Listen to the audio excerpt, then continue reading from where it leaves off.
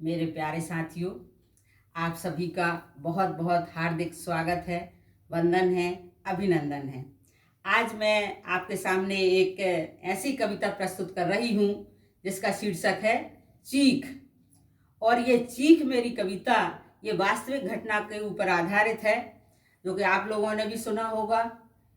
छत्तीसगढ़ में अंबिकापुर नाम के इस शहर में यह घटना घटित हुई थी और उसमें वहाँ के कॉलेज छात्रा प्रीति श्रीवास्तव, जिसको कुछ असामाजिक तत्वों ने कॉलेज कैंपस में ही उसको जीप से कुचलकर मार डाला था। तो इस घटना ने मुझे इतना व्यथित किया कि इस घटना को लेकर मैंने ये रचना लिखी है। कृपया मुझे आशीर्वाद दीजिएगा। मेरी कविता का शीर्षक भी यही है, चीख। उषा की दीप्त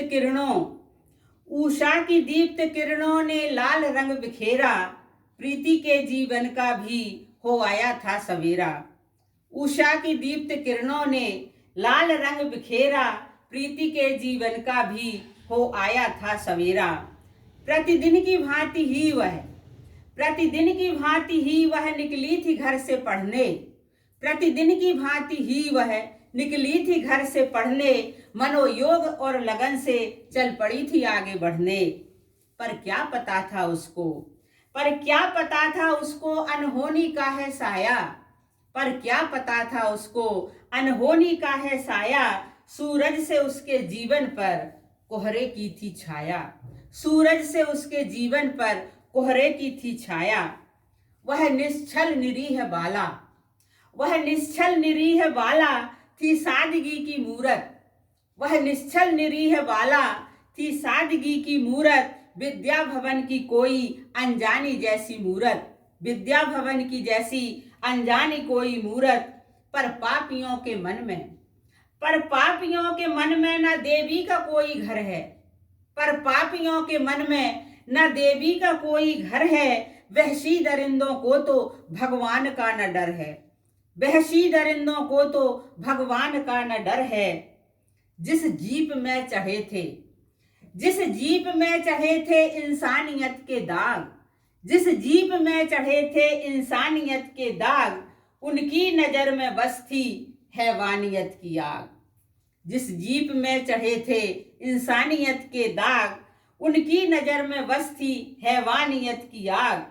आंखों में खून जिनके और क्रूरता थी मन में।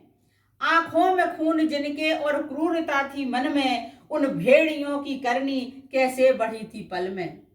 उन भेड़ियों की करनी कैसे बढ़ी थी पल में। मानव के रूप में था दानव का ही बसेरा।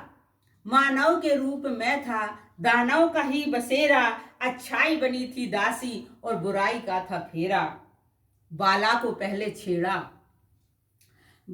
पहले छेड़ा फिर लापटका जमीन पर। बाला को पहले छेड़ा फिर लापटका जमीन पर। छीन कर किताबें फेंकी विद्या के द्वार पर।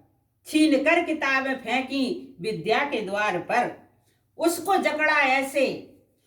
जकड़ा ऐसे जैसे खूनी कोई पंजा। घायल निरीह पंछी पर कस गया शिकंजा। उसको जकड़ा ऐसे जैसे खूनी कोई पंजा। घायल निरीह पंछी पर कस गया शिकंजा। गाड़ी से उसको कुचला पहियों से रोंद डाला। गाड़ी से उसको कुचला पहियों से रोंद डाला। फिर भी भेड़ियों का ना था खेल रुकने वाला। फिर भी भेड़ियों का ना था खेल रुकने वाला। मौत का यह तांडव खेलता था मानव। मौत का यह तांडव खेलता था मानव। पर कोई तो बताए कि क्या है आज मानव। कोई तो बताए कि क्या है आज मानव। एक चीख के साथ ही तो अंत हो गया था उसका। एक चीख के साथ ही तो अंत हो गया था उसका। पर कौन जानता है क्या दोष था उसका। कई वर्ष पीछे पहुंची बर्बरता की कहानी। कई वर्ष पीछे पहुंची बर्बरता की कहानी है आदि मानव अब भी पशुता की यह निशानी, है आदि मानव अब भी पशुता की यह निशानी। समाज से है मिटाना, समाज से है मिटाना गर ऐसे भेड़ियों को, समाज से है मिटाना गर ऐसे भेड़ियों को, सरेआम मारो गोली तोड़ फेंको बेड़ियों को। समाज से है मिटाना गर ऐसे भेड़ियों को, सरेआम मारो गोली तोड़ फेंको बेड़ियों को। है समाज का ये कचरा, है समाज का ये कचरा, इसको भी साफ कर दो।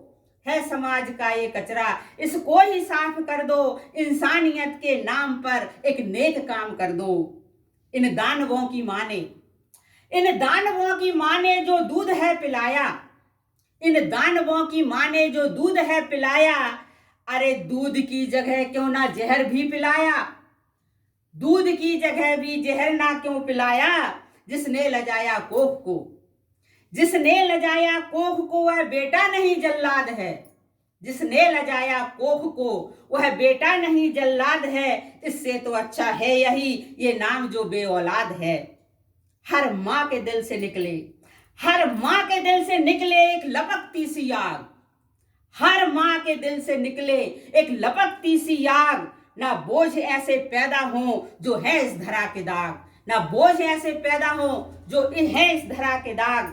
कब तक सहेगी धरती, कब तक सहेगी धरती इन दानवों का भाला, कब तक सहेगी धरती इन दानवों का भाला। अंतःकरण से उठ के, अंतःकरण से उसके उठेगी एक ज्वाला। कब तक सहेगी धरती इन दानवों का भाला, अंतःकरण से उसके उठेगी एक ज्वाला। उस ज्वाला की तपन से, उस ज्वाला की तपन से झुलसेगा गगन सारा, उस ज्वाला की तपन से झुलसेगा जगत सारा। थर्राएगा गगन भी, थर्राएगा गगन भी, फूटेगी विष की धारा, फूटेगी विष की धारा, फूटेगी विष की धारा। धन्यवाद।